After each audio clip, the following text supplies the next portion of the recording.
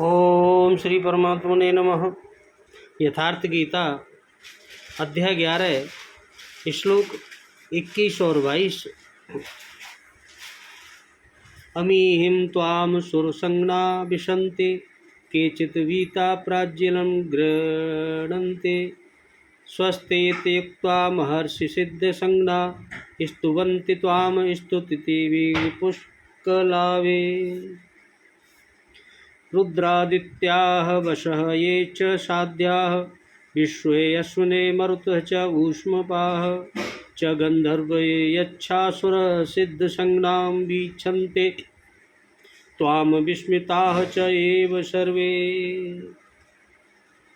अर्जुन कह रहे प्रभु हे गोविंद, वे ही देवताओं के समूह आप में प्रवेश करते हैं और कुछ भयभीत होकर हाथ जोड़ के आपके नाम और गुणों का उच्चारण करते हैं तथा महर्षि और सिद्धों के समुदाय कल्याण हो ऐसा कहकर उत्तम उत्तम स्तोत्रों द्वारा आपकी स्तुति करते हैं। और जो 11 रुद्र, 12 आदित्य तथा 8 वसु, साध्यगण, विश्वदेव, अश्विनी कुमार तथा मरुदगण और पितरों का समुदाय तथा गंधर्व, यक्ष, राक्षस और सिद्धों के समुदाय हैं, वे सब ही विस्मित होकर आपको ही देख रहे हैं भगवान। अर्जुन ऐसे कहने लगे भगवान से उनके विश्व रूप को देख के। वे देवताओं के समूह आप में ही प्रवेश कर रहे हैं और कई एक भयभीत होकर हाथ जोड़े हुए आपके गुणों का गान कर रहे हैं। महर्षि और सिद्धों के समुदाय स्वस्ति वाचन अर्थात कल्याण हो ऐसा कहते हुए संपूर्ण स्रोतों द्वारा आपकी स्तुति कर रहे हैं भगवान। और जो रुद्र है, आदित्य हैं, वसु हैं, साध्य हैं, विश्वदेव हैं, अश्विनी कुमार हैं, वायुदेव हैं और ऊष्मता ईश्वरी ऊष्मा ग्रहण करने वाले सभा तथा गंधर्व, यक्ष, राक्षस और सिद्धों की समुदाय सभी आश्चर्य से आपको देख रहे हैं, अर्थात देखते हुए भी समझ नहीं पा रहे हैं क्योंकि उनके पास वो दृष्टि ही नहीं है जिससे वो समझ पाए। श्री कृष्ण ने पीछे बताया कि आश्वरी स्वभाव वाले मुझे तुच्छ कहकर संबोधित करते हैं, सामान्य मनुष्य जैसा मानते हैं, जबकि मैं परम भाव में परमेश्वर रूप में स्थित हूँ। यद्यपि हूँ मनुष्य शरीर के आधार वाला, उसी का विस्तार यहाँ है कि वे आश्चर्य से देख रहे हैं अर्थात समझ नहीं पा रहे हैं, नहीं देखते हैं, ऐसा कह रहे हैं भगवान से अर्जुन। सुरसंज्ञा के साथ अमी विशेषण देकर वे अपने वही आप में प्रवेश कर रहे हैं, यह कहने का क्या भाव है? सुरसंज्ञा पद के साथ परोक्षवाची अमी विशेषण देकर अर्जुन ने यह भाव दिखलाया है कि मैं जब स्वर्ग लोक गया था इंद्र के यहाँ, तब वहाँ जिन जिन देवता देव समुदायों को मैंने देखा था, मैं आज देख रहा हूँ कि वे सभी आपके इस विराट रूप में प्रवेश कर रहे हैं भगवान। कितने ही भयभीत होकर हाथ जोड़े आपके नाम और गुणों का उच्चारण कर रहे, इसका क्या भाव है? इससे अर्जुन ने यह भाव दिखलाया है कि वस्तुतः वे इस देवताओं को भगवान के उग्र रूप में प्रवेश करते देखकर शेष बचे हुए देवता अपनी बहुत देर तक बचे रहने की संभावना न जानकर डर के मारे हाथ जोड़कर आपके नाम और गुणों का बखान करते हुए आपको प्रसन्न करने की चेष्टा कर रहे हैं भगवान। और जो महर्षि सिद्धगण संज्ञा जिनका वाचक है, वे सब का कल्याण हो ऐसा कहकर पुष्कल स्तोत्रों द्वारा आपकी स्तुति कर रहे हैं, इसका क्या भाव है?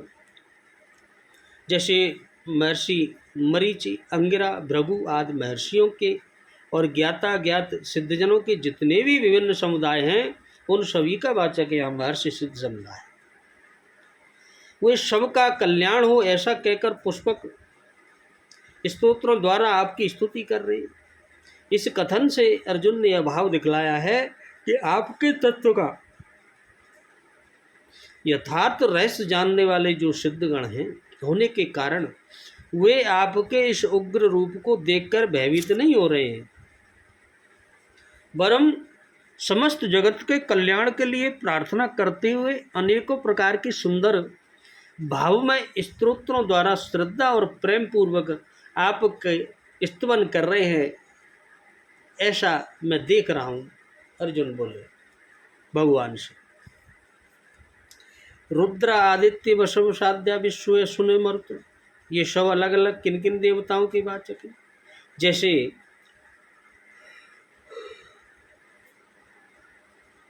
11 रुद्र, 12 आदित्य, 8 वसु और 49 मरुत, 49 पवन, इन 4 प्रकार के देवताओं के समूह का वर्णन तो 10वें अध्याय के 21वें और 23वें श्लोक में आया। व्याख्या और उसकी टिप्पणी में तथा अश्वनी कुमारों द्वारा 11वें अध्याय के 6ठे श्लोक की टिप्पणी में किया जा चुका है। यहाँ देखना चाहिए कि मन, अनुमंता और प्राण, नर, यान और चित्त, भय, नय और हंस, ऐसे ही नारायण, प्रभव और विभु, ये 12 साध्य देवता हैं,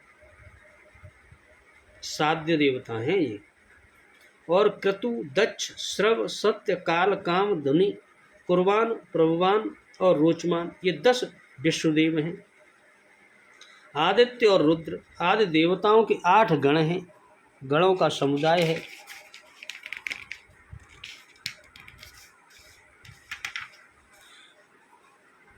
उन्हीं में से 7 और विश्वदेव भी 2 विभिन्न गण हैं। यह ब्रह्मांड पुराण में है। ऊष्मा पद किन का वाचक है? जो ऊष्म यानी गर्म अन्न खाते हों उनको ऊष्म कहते हैं। मनु स्मृति के 3रे अध्याय के 237वें श्लोक में कहा है कि पितर लोग गर्म अन्न नहीं खाते हैं, अतः यह ऊष्म पद पितरों के समुदाय का वाचक समझना चाहिए। गंधर्व, यक्षर, सरसुर, सिंगना, यह पद किन समुदायों का वाचक है? जैसे कश्यप जी की पत्नी मुनि और प्रादा से तथा अरिष्टा से गंधर्वों की उत्पत्ति मानी गई है। ये राग रागिनियों के ज्ञान के निपुण हैं और देवलोक की वाद्य नृत्य कला में कुशल समझे जाते हैं। यक्षों की उत्पत्ति महर्षि कश्यप की कसा नामक पत्नी से मानी गई है। भगवान शंकर के गणों में भी यक्ष लोग हैं। इन यक्षों के और उत्तम राक्षसों के राजा कुबेर माने गए हैं। देवताओं के विरोधी दैत्य, दानव और राक्षसों को असुर कहते हैं। कश्यप जी की स्त्री दिति से उत्पन्न होने वाले दैत्य और धनु से उत्पन्न होने वाले दानव कहलाते हैं। राक्षसों की उत्पत्ति विभिन्न प्रकार से हुई है। कपिल आदि सिद्धजनों को सिद्ध कहते हैं। इन सब के विभिन्न अनेकों समुदायों का वाचक यहाँ गंधर्व, छासुर, सिद्ध, सिंगा पद है। वे सब विस्मित होकर आपको देख रहे हैं। इस कथन का क्या भाव?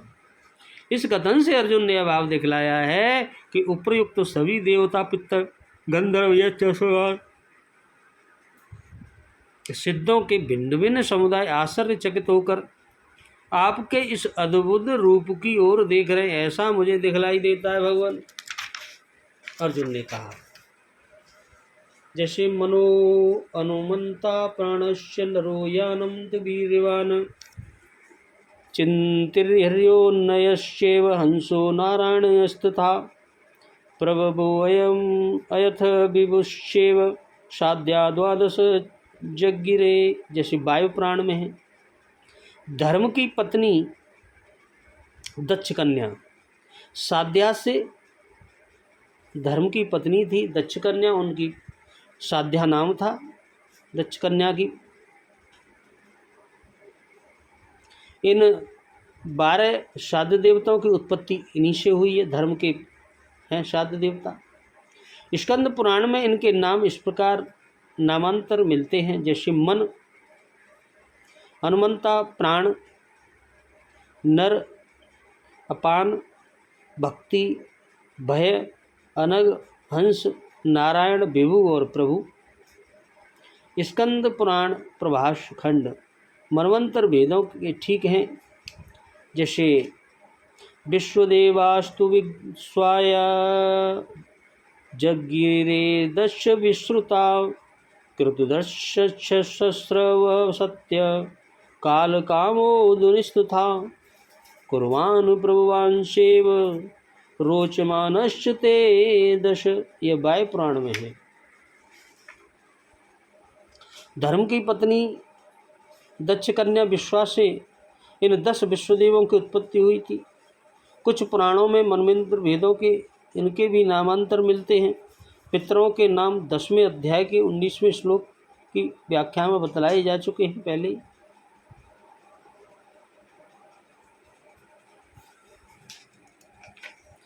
बोलो राधे राधे, जय जय श्री कृष्ण।